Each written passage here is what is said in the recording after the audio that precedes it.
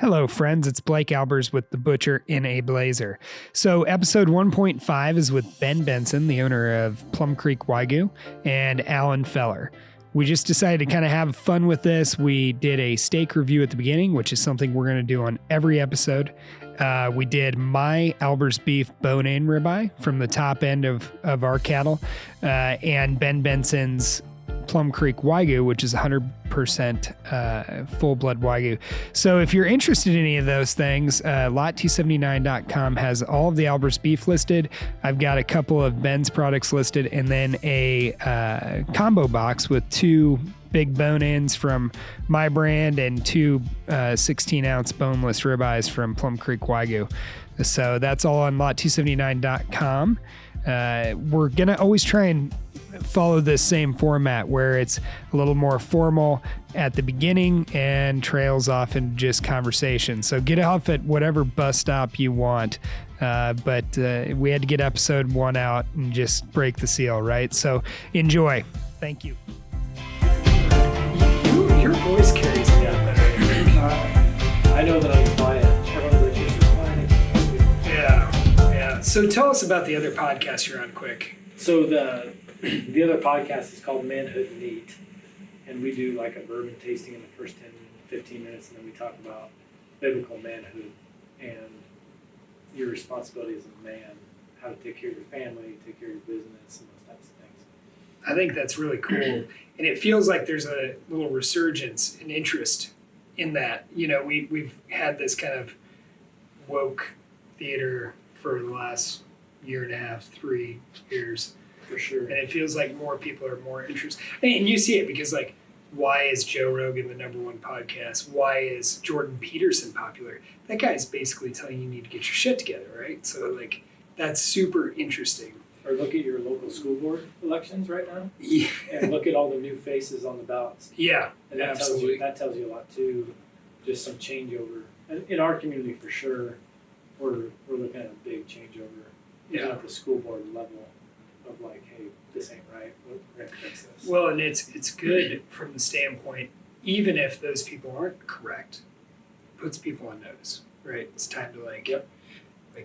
So we're actually gonna start the podcast now. This is Ben Benson. He owns Plum Creek Wagyu, and currently between jobs. I heard that on your last podcast. I'm very, very committed to Plum Creek Wagyu, but I'm a builder, so I'm building Plum Creek Wagyu while I explore other opportunities because I can't sit still. That's awesome. I'm very passionate about cryptocurrency and what that means for other people, and so I'm trying to share that, and I love Wagyu beef.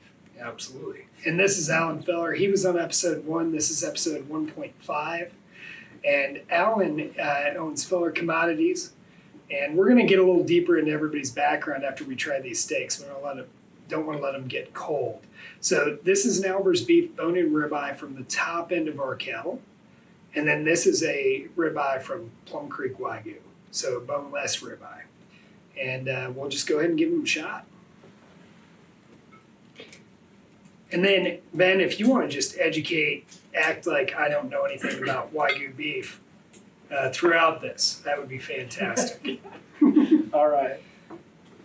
Well, we do long feed all of our cattle. So Wagyu simply means Japanese cow. So if you hear Wagyu beef, it means Japanese cow. Similar to Kobe, just imported from different regions of Japan.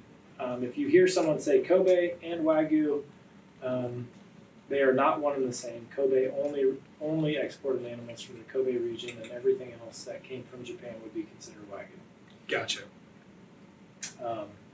Our Wagyu, we sourced genetics from Japan, from a ranch in Washington called Crescent Harbor, and all of the Wagyu that we started with were original exported animals or imported animals from the 1970s. So all of our genetics can be traced back to the original animals that came over here in the 70s. Awesome. And so those cattle are in Seward now? Yes. So we raise and feed all the cattle in Seward, Nebraska. Pretty small scale, but yet we we just try to do a really good job with what we have, and then manage the cattle in a way that we can produce the best marbling possible. Yeah, absolutely. So a little bit on Albers beef. By the way, I'm Blake Albers. I own lot 279 and Albers beef. Most of you are going to know who I am if you're watching this video, because I don't think we're going to have very much reach on episode 1.5. But what we do is a program that we're actually thinking about taking into a USDA verified program. We select really nice cattle. We don't make any breed claims. We don't make any claims to anything except a marbling claim. And we actually go in and ultrasound each animal and take just a few head off of a really nice group of cattle here and there. It's an ultra small portion of our production. But it allows me to scale up and down quickly. And that's one thing for me, with the Wagyu, you're committed to maintaining a brand or a herd, sorry. And so your sales you need to make them what your production is. Sure. Yeah. Absolutely. And so I love that. But that isn't something that on the beef side of the business that I was ready to do. And I don't even think it's that I didn't want to do it. I just wasn't ready to do it. So that's the route we went. It's a lot longer story of how we ended up doing that, but we won't cover that right this moment. Nope, start it right now. No, we will. We're gonna have another drink before I admit why I came up with such a plan.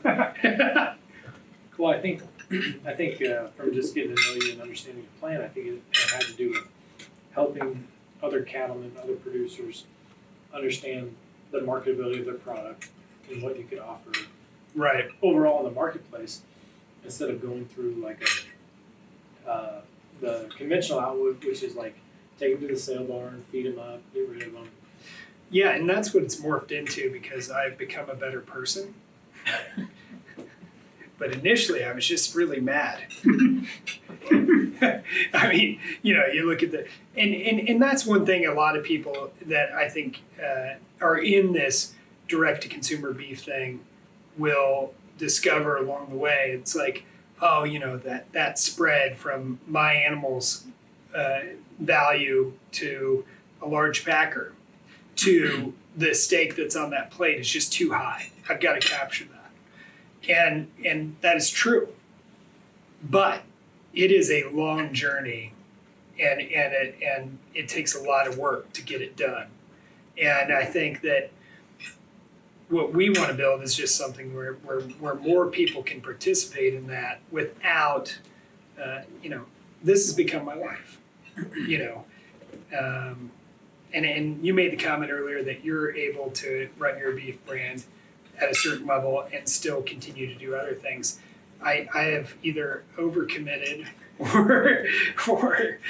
or I'm just further involved, but it's an interesting thing, and I love watching the businesses you build and the things you do. It's super interesting to me because you always do a nice job. Well, and you keep things under control. So I tell people I've always thought too small. So when I thought of the Wagyu beef business, I thought I'd like to have 12, 20 animals a year that are just really good and that we can demand a premium for because it's premium beef. And so that was where I sought out to do.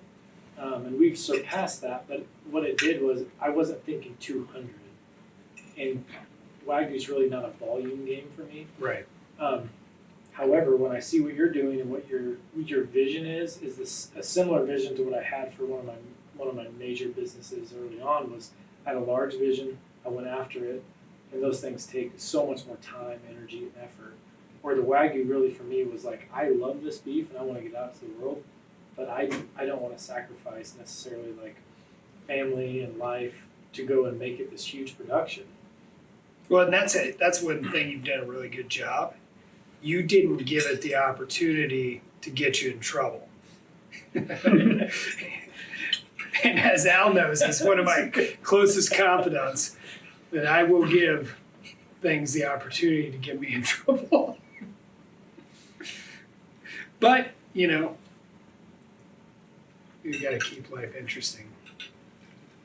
So what you're trying to do now is eliminate the 2 years of agony trying to figure this deal out for people starting this up, right?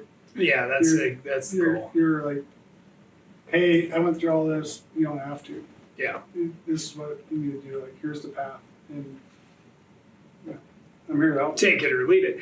Because I think what a lot of people are going to find, and Ben and I have talked about this ad nauseum, and I've talked to you about this, is a lot of people, if you really take out and take into consideration everything, they may not be interested. Or they may say, this is the level I'm going to operate at forever. And it isn't going to be a meaningful part of my production, but it's going to be a meaningful part of my side business or my side income. And that's okay too. I committed to the idea that by the time my son came around to wanting to work or build a business, that Albers beef or Lot 279 or whatever, our production of beef, direct to consumer or wholesale, would be a significant portion of our business. And I don't mean my business, I mean my entire family's business. And that's a pretty big goal, but Herb's only 2, so I got time. So where are we at with the steaks? I was really impressed with both, and I'm usually very honest with my own products. Sometimes cattle aren't perfect, but that's the beauty of beef, right? It's a variable product. Every steak's different, every animal's different. We just do our best to make our group of steaks, right, higher than anything everybody else has experienced. So to me, what first thing I noticed, and Alan and I noticed the last time we cooked up one of your Wagyus, is they brown up so nice. That Wagyu fat browns up really good. Yes, it does. Yeah, I mean, there's nothing more to say on that than, it turns crisp golden brown immediately. So I've had like 2 of each of these now, and traditional meat has a very familiar flavor to me that like takes me back all the way back my whole life. Growing up eating steaks, eating burger. The Wagyu is a different flavor. It's got different characteristics to it, different textures to it. Both are extremely good, especially if you just like beef. I mean, you could eat both of these and be very, very happy. Yeah. So like different steaks are like different bottles of wine. Like everyone's a little bit different. You got a little different nose, a little different hands. And there's obviously a different flavor between the Wagyu and the Albers beef. But neither one's bad. I mean, they're different. Mm-hmm. So, like Ben said, this is more traditional, whatever. And what I will say in favor of the Wagyu is I do a lot of hot stone steaks to keep things warm. If we had done that tonight, I think you would have been more blown away with the difference. Yeah. As that Wagyu cools down, that fat, the difference is less noticeable. So next time we will do that, because if you get a hot piece of really nice, The fast and liquefied. yeah, and to me, what I've always thought about Wagyu, and Ben and I have had some discussions. So Lot 279 being the umbrella it is. Hopefully, by the time you guys see this, we've got a few products of his listed on my website. But it's worth the price difference because it not only just is delicious, but it's the novelty of it, right? Like, you can have a dinner party and everybody's getting a standard New York strip, but you cook up 4 Wagyu strips as an appetizer and go, hey man, because it's different. It's like having shrimp cocktail instead of your steak. It's a different thing. Well, it's like I told you in episode 1. We were somewhere in a steakhouse and we had steak for the main course. but we had Wagyu and Kobe and something else for the appetizer. It was like an appetizer sampler, and it was completely different than the main course steak. Yeah. But Well, and that fat is so buttery. There was a point, I had an au pair from England. I'm not as big of a fan of that entire European continent now, but Tell me more. yeah. So, but we cooked up one of your steaks, and it was just like, and we did it right off the beef for 1,500 degrees, amazing, and that fat was so buttery. It's like, it almost caught in your throat. It was so good. But side note, if this 1.5 episode blows up, Beefer, you need to send me a new grill because that thing disappointed tonight. couldn't do this one on the beef because it didn't work. Yeah. So some of the butter flavor and some of the fat content in Wagyu, like I typically can't eat a big steak like I would a big ribeye from someone else. 10 ounces, 8 or 10 ounces for me of really rich Wagyu is enough. Yeah. It really is. And like I said, that's what I've gone to. I love serving it, but I do it as an app. I do it as a small plate to share amongst the table. And then if people are still hungry, which, it is very rich, it's very satisfying, we'll cook up some more steak. But it's a whole different animal. I mean, to me, of course, we're comparing it to something I put a lot of effort into, right? If we would put that up against a store-bought ribeye, you would literally think that's like deer versus a fat steer.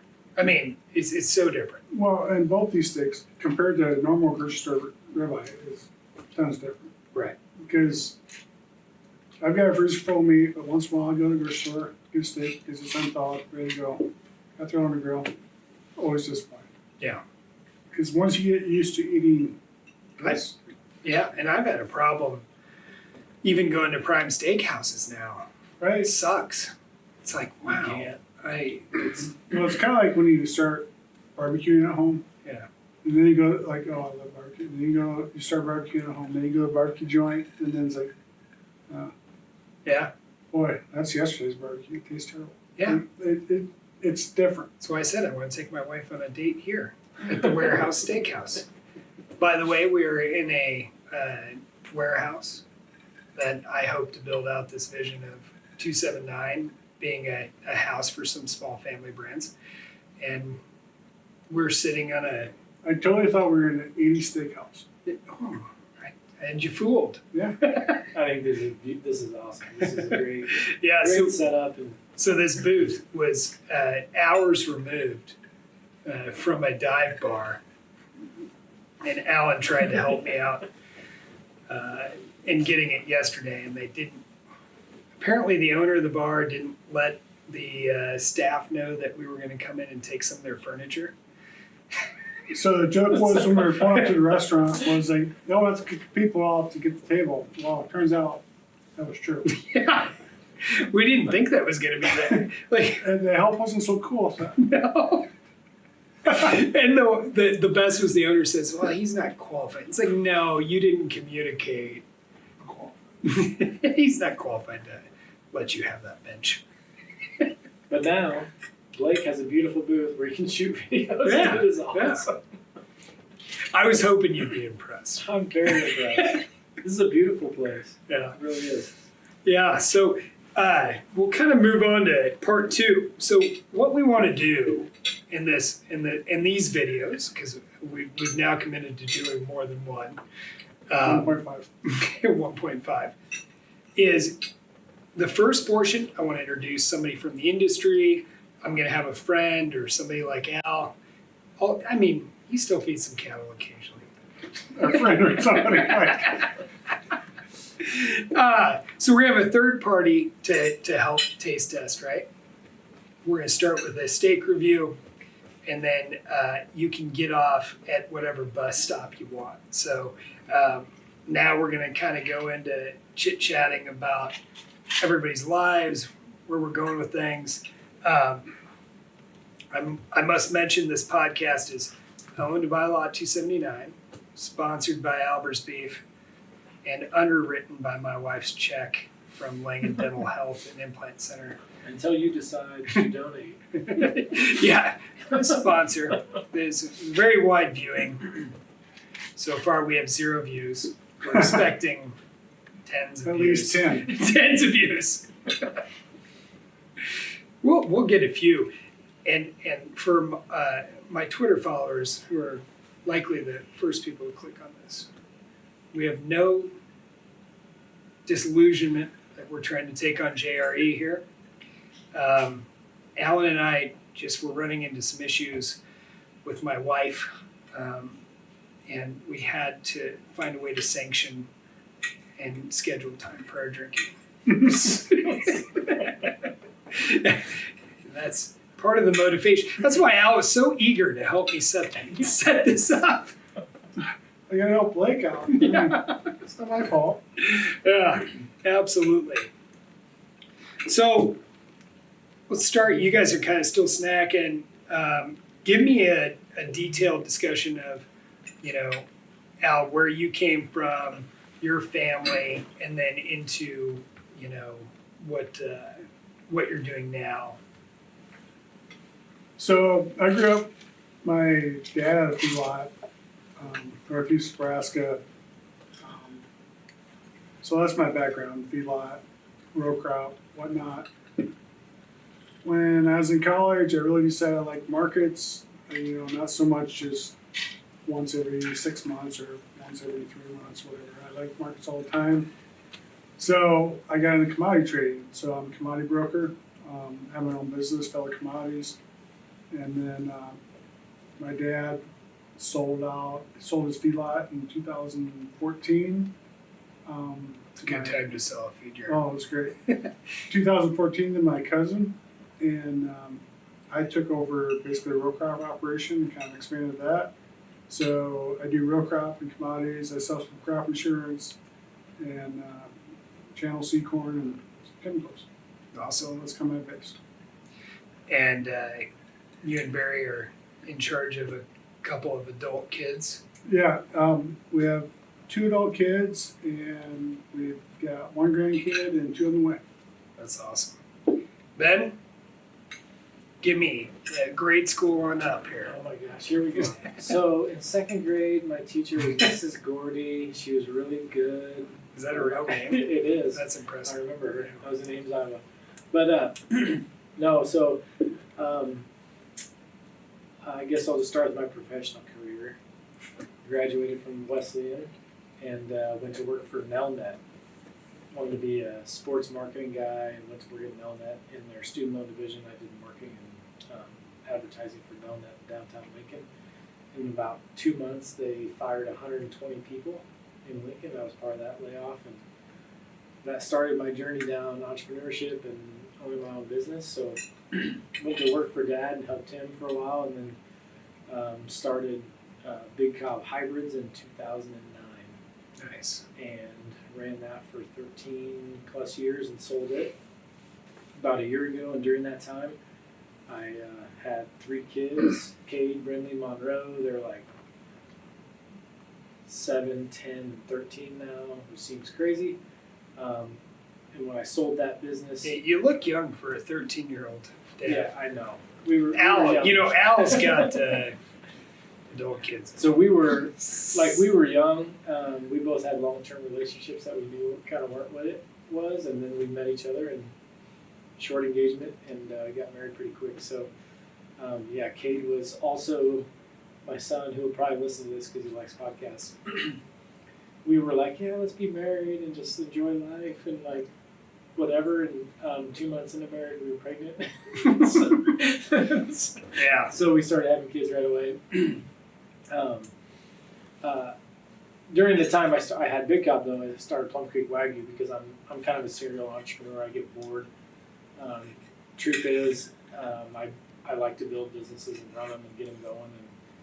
I got bored with Big Cow because it was running itself. I had good employees, I had great people. It took me a long time to figure it out. A lot of hard lessons, but I figured it out, and then it was kind of going, and so I got bored. And, I bought a whole bunch of clients Omaha Steaks one year, and they were all like, "Oh, this is great, thank you." But I had a couple of my really close friends that were also clients, and they were like, "Hey, Don't waste your money. it wasn't. Don't do it again." Yeah. And it was because of the quality of beef.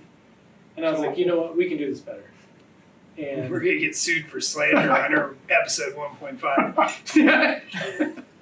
but it was just not good. I mean, Yeah. I think anybody knows it, but it's easy, right? So they're just like, oh, it's easy, so we do it. So I was like, we can do better than this, and that's when I did the Wagyu thing and got into Wagyu beef. And our main focus was gift boxes, gifting around the holidays. Yeah, you had some really good videos. All kinds of Yeah. stuff. And that was kind of my passion, was getting Wagyu beef in front of other people. And so, Absolutely. I mean, Well, as far as family goes, it's going good. We're loving life. I had a football game. My 7th grader had a football game today. Made it up here. This was really important. I think it's really awesome what you're doing, and so trying to just be around like-minded people that are trying to deliver a high-quality product and like have a high-quality business is important to me, because as our country is growing, I'm seeing like quality depreciate and like volume increase, and that is not the way the beef should be sold. right. Well, and the interesting thing, and I don't want to get into trouble here, but I think one thing that we as producers need to be really aware of and ultra sensitive to is larger facilities or processors that are, it's very cheap to buy your story. It's very cheap to buy this family branded idea. They can slap a label on anything that says so and so ranch, or the popular thing, even Lot 279. Numbers. It's like 1897 beef. Everything sounds like a brand, and it doesn't cost them anything to change that. They can run 1,000 stickers of this, 10,000 of that. With that in mind, sorry to interrupt, but yesterday I was looking at a milk carton. It said gluten-free. Mm-hmm. It's like all these buzzwords. That, Right. Like, Oh, non-GMO bananas? Yeah. Guess what, people? There's no GMO bananas Right. anywhere. Right. But if you go in and say, we need to be a family-raised brand, if consumer A walks into a supermarket in a large metropolitan area, I mean, all they have to do is slap a label that says Joe Blow's Ranch, right. and it's over. So it's very easy for people to get into this space and to immediately find out that, oh, my family name doesn't mean anything to anybody, and these guys are trying to water what recognition there is down. And so we have to get out there, be in front of people, talk about it, and say, if you want just traceability, they're going to deliver that. If you want to segue to blockchain, Sure. but if you want to put those dollars in a family, you want to see, a brand that legitimately adds to that family legacy, you're going to have to do business with that family. Because doing business with a processor that says they know you is not, that's not going to cut it. And they're getting ahead of that. And I'm not trying to get in trouble, because I've had some people yell at me before. But they're getting ahead of it, and they're doing a good job, and they're hiring good people to do that. And they're All right, so right about here is where we realized we'd lost all of our audio, a little bit of our video, and kind of had to hit reboot. So that's why there's a little gap in the conversation. It's all episode 1 fun. So hopefully the next try will be a little bit better and more cohesive. Yeah. Mm-hmm. Wow. This is better service than any steakhouse. I was going to say that's way better than steakhouse. So where were we at 15 minutes ago? I was on a rant, I think, some weird rant. I can't remember what it was. Yeah, it was good. It was good. Were we talking beef or your business? I actually have to look Yeah, and see. I don't remember. Kelly, rewind the tape. Can you play it back? Yes, please. We're gonna have 6 more drinks. Go check and see what we were talking about. No, No, I don't have time for that. There you go. so you're interested in crypto. You're a pilot. Mostly we're friends because you're a pilot. I know. That's how we met. It was so. Yeah, It was. yeah.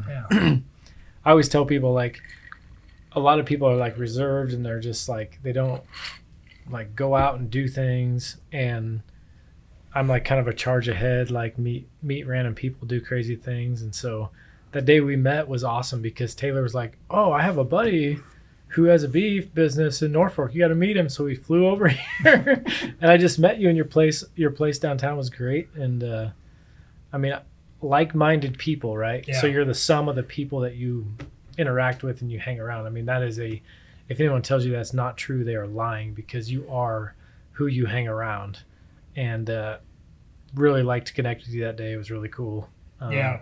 The Yeah, way no, we it met. was super fun. And, you know, that butcher shop downtown, and I've made no bones about it, we didn't sell enough meat out of it. I mean, we are literally in a warehouse right now.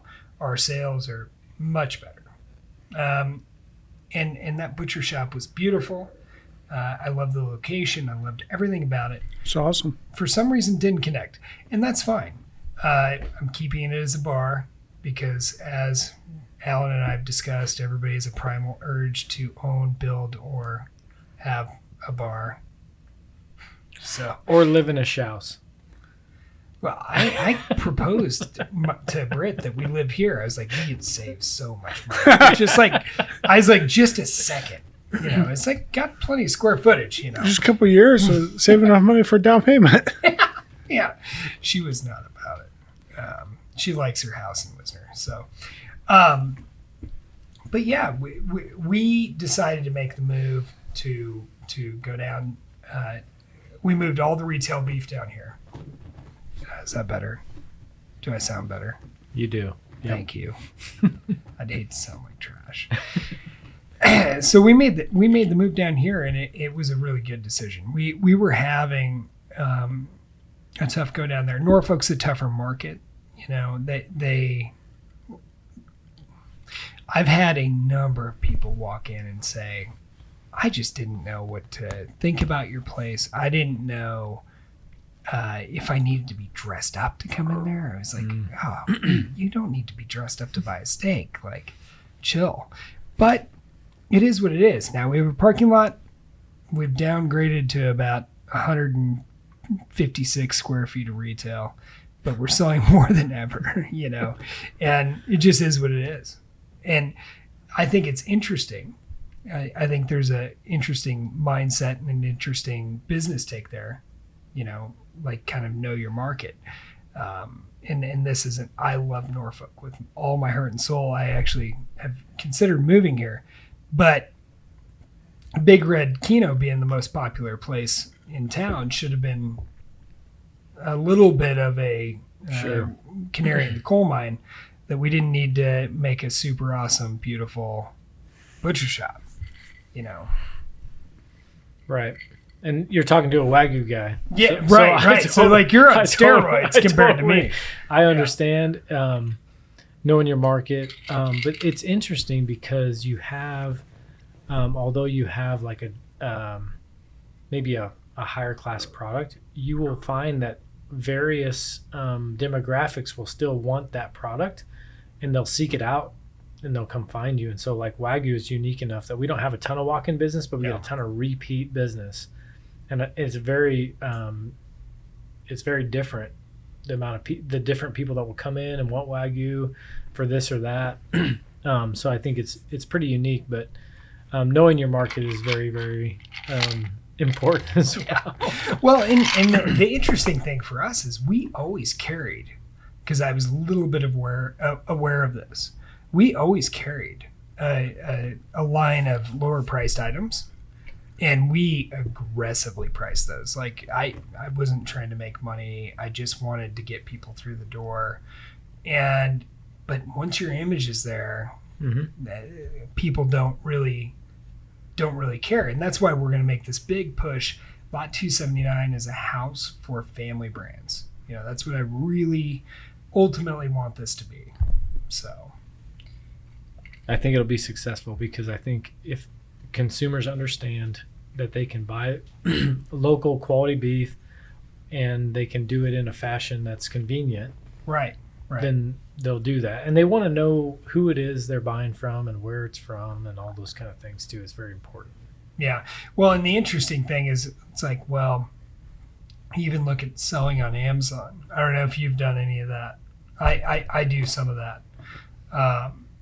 And the market shrinks precipitously when you're talking about a frozen product shipped to your door.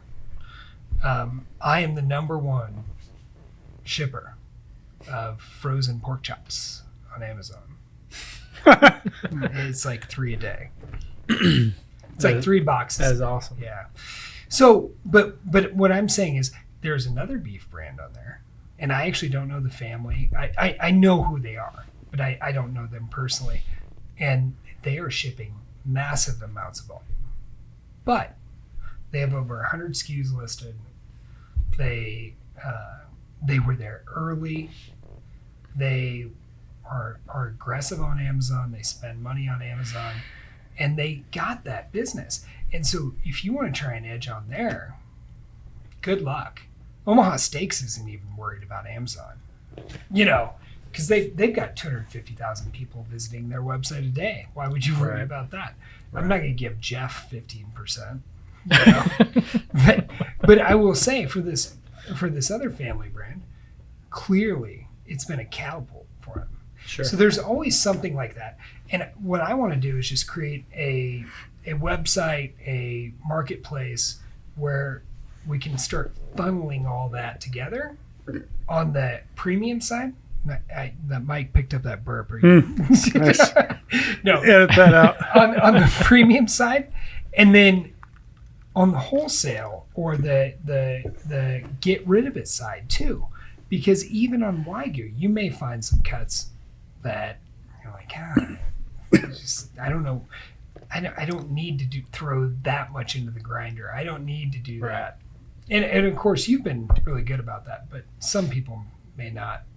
We've been able to manage it because of our size, but at the same time, we like to pass that on to customers before we just grind it up or do whatever. Right. Like we'd rather a customer gets a really good price on some beef than the alternative. Right.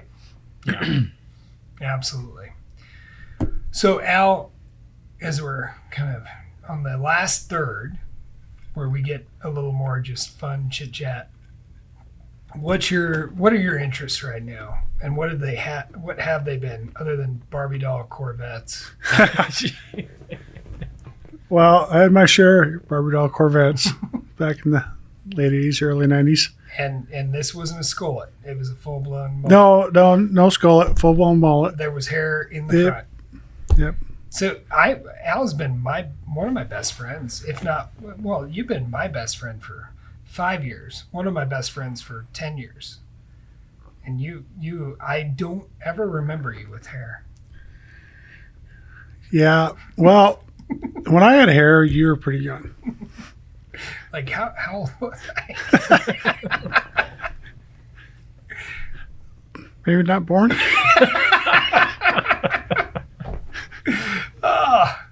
That's probably true. Yeah. So I graduated in 89. So what year were you born? Oh, you graduated in 99. 89. 89, yeah. 90.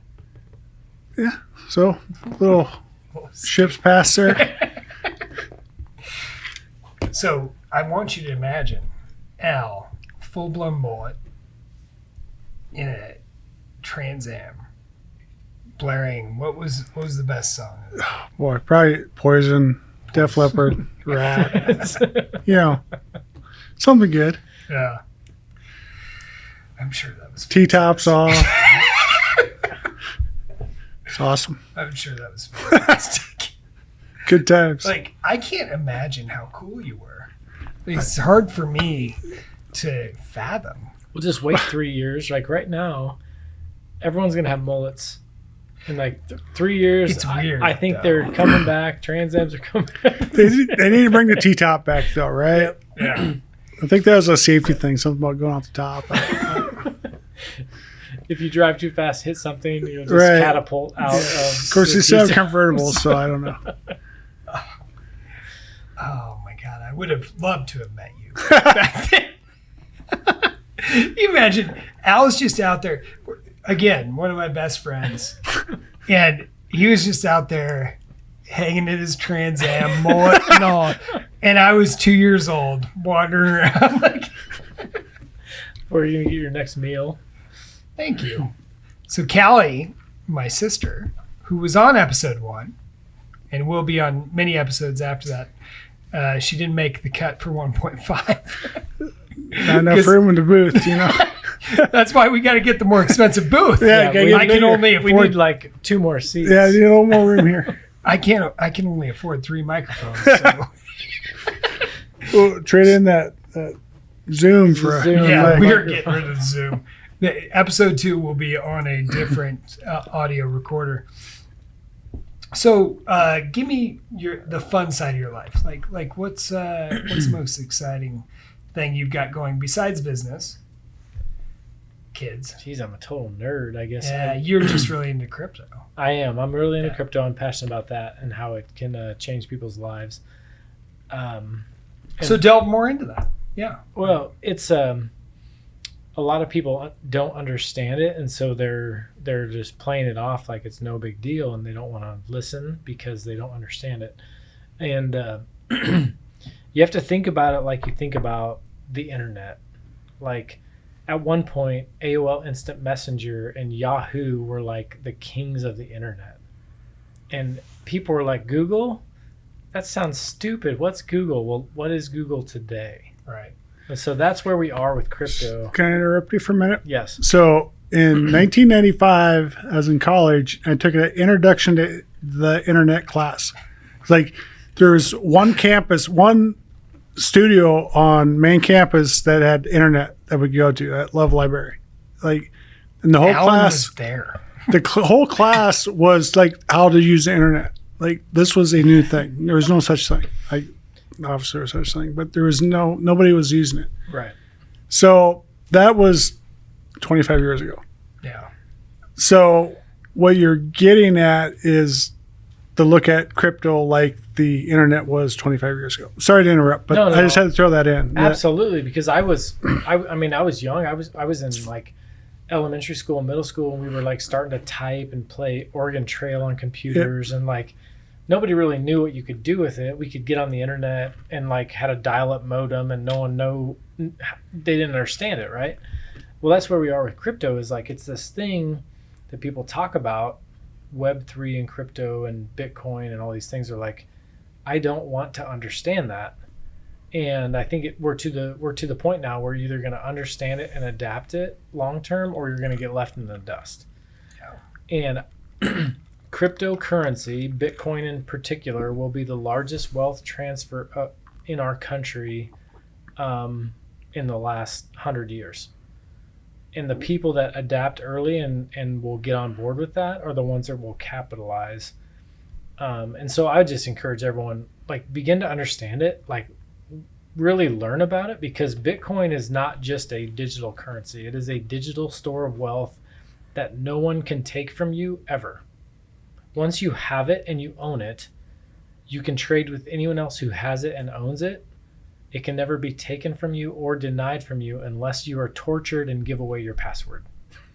So that's a really simple way, but and one thing as a novice into this, because surprisingly, I get interested in a lot of things, and I never delved into crypto, but I think the most interesting part to me is the use cases as it gets legitimized on the back end, as it becomes an okay thing to do, right? Like as in the government's eyes.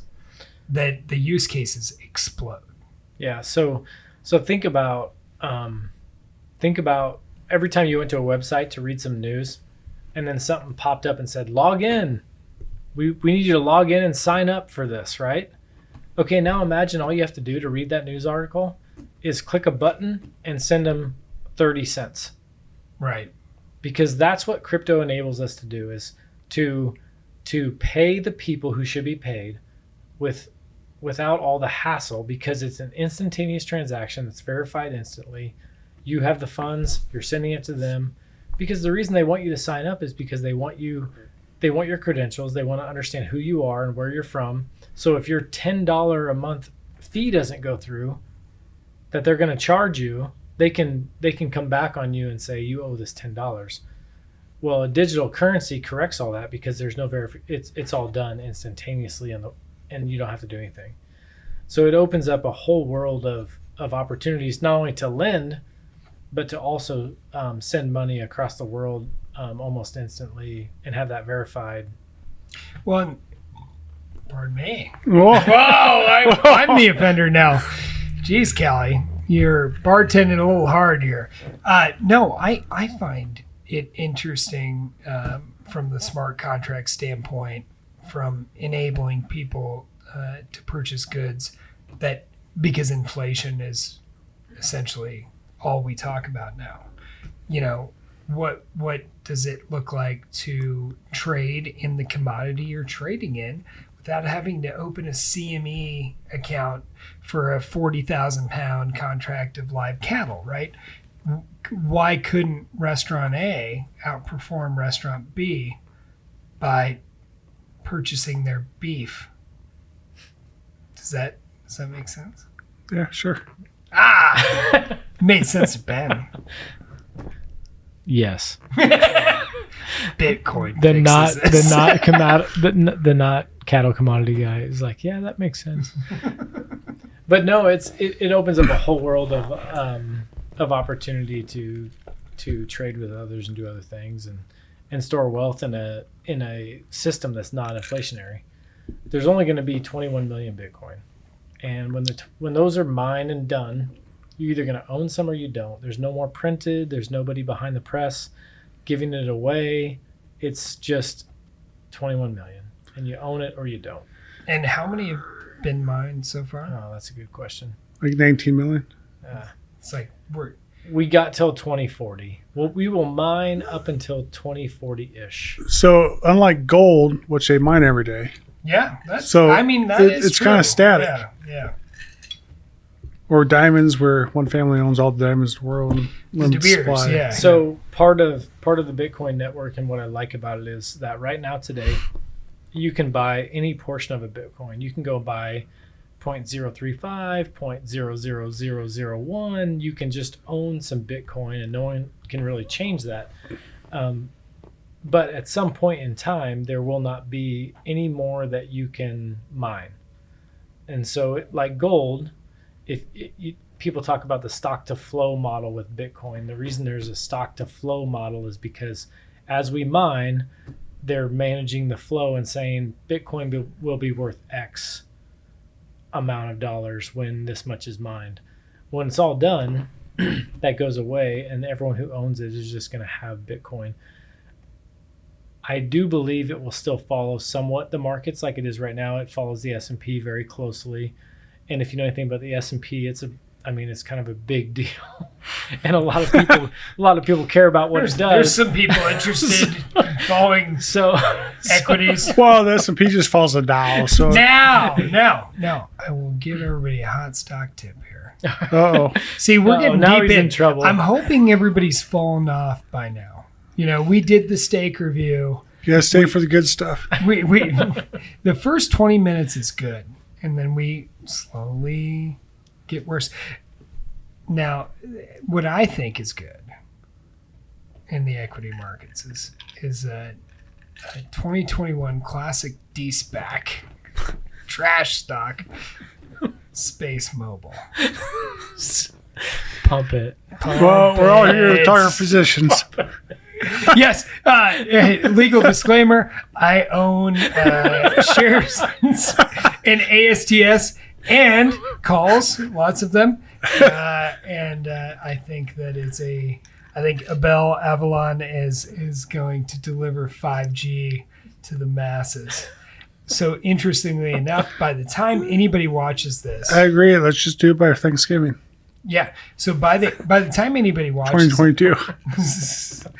by the time anybody watches this, the Blue Walker 3 satellite will have unfurled, and we will know if it was a disaster or not. The little sparks come out in space when it's yeah. So essentially, that's what the naysayers say, is that the satellite's too big, and that it'll just shake itself. But this is just a little one compared to the real one, right? Yeah, no, it's at 1/8 scale. You know, like the tractors. Yeah. So, but if it works, so good. So good. He's the only one going direct to cell, without any, special stuff. It's a really, and I know both of you are Space Mobile stockholders. I am, as of Monday. They come in Monday or last Monday? Last Monday. It was a rough time to buy. I was like, yesterday I am text messaging. I'm like, what do you think about this? He's like, yeah, buy it. Pump it. No, and I don't think it's a pump stock. I really love it. As long as it makes money. As long as it makes money. Well, it makes sense, right? Yeah, Right. for sure. So, I mean, I looked at it, I'm like, oh, this is brilliant. Awesome if they can pull it off. Yeah, and that's the thing. That's the caveat. If they don't pull it off, they don't pull it off. And I tell everybody that. Yeah, It's a binary kind of thing. It's a zero or hero deal. You don't need much of it. It's kind of like your philosophy in crypto. It's like you don't need to own all of the crypto.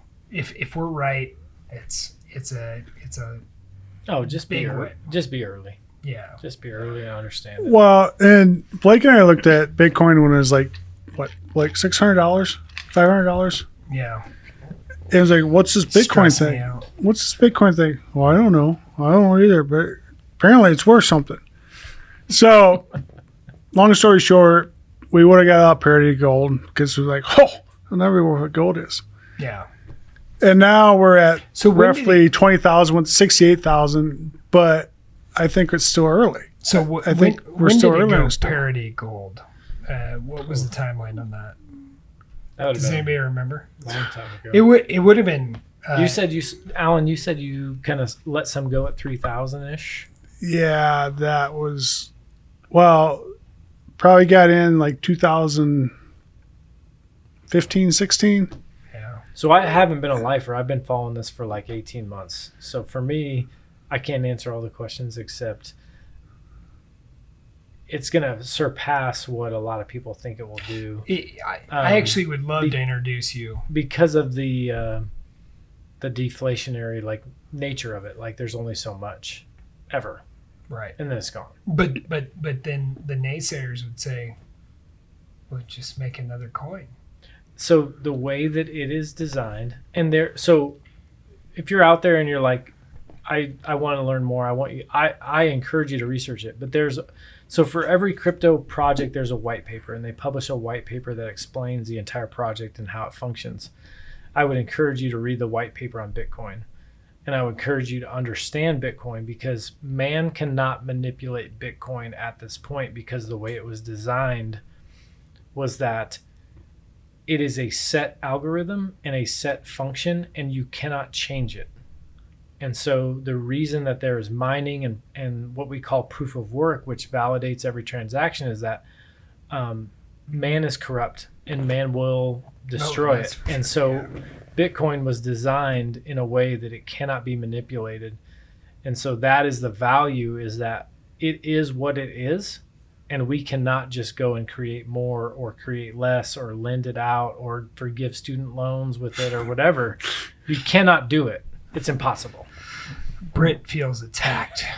Yeah. No. So my wife's a dentist, and Nice segue into me bragging about my wife. No, but we kind of laughed at the student loan forgiveness thing. It was like, oh, so the student loans that had any degree behind them to pay them back, those are ineligible. That seems par of the course, right? So essentially, what the student loan payback was, it said, if you got a degree that you couldn't afford to pay back, it was meaningless and you shouldn't have done it. And if you got a degree that you already paid back, it was worthwhile. Because we're in a situation where there's a lot of degrees that no one should ever get. Yeah. Like you should never get certain degrees because they will never pay back. That's the truth. Yeah. But that's too easy. That's like too, I get that. Right. But, which is why we should get back to internships, apprenticeships, working for work. Just come. I have great friends who went to work out of high school and they're doing extremely well. Yeah. In their careers and their lives. Oh, it's a golden era for those guys. They've got excess cash to pile into things. Alan and I, as we wrap this up, we were just talking about a prime example of probably what would be considered 2 generations ago, right? Of this is Ambrose Hugos of West Point. He sits there. He comes back to a plumbing business with his family. They set up a plant in the 50s or design it in the 50s, set it up in the 60s. Do you know that? I don't really know the story. You were telling me this yesterday. We should get the story. Because I always knew Ambrose, and he was always super nice, and I always knew he owned part of the bean processing plant. And, I knew his whole thing, but he literally would come out and install water heaters or help you, with whatever service they had sold. He would come in and fix it all the way up to 86. He lived to 91 or 92. And he owned most or half of Grain State Soya, which was a pretty large bean processing bean plant. crushing plant. They're pretty aggressive. Yeah. It was him and Mark Kenobian. I just found that so interesting because I think that person is where we are today.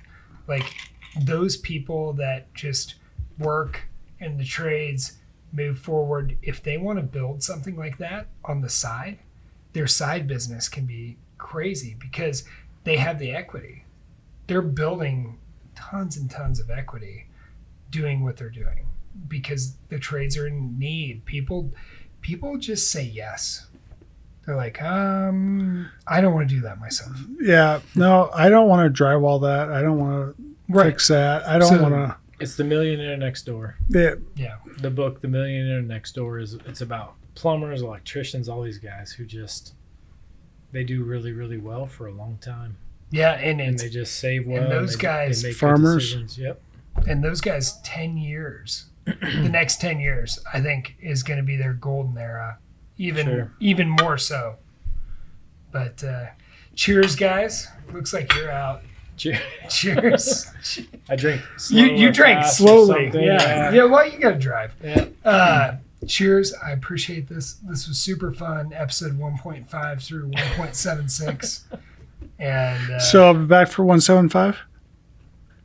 Oh. Well, that's at my house. Oh. If Barry approves and Britt's asleep.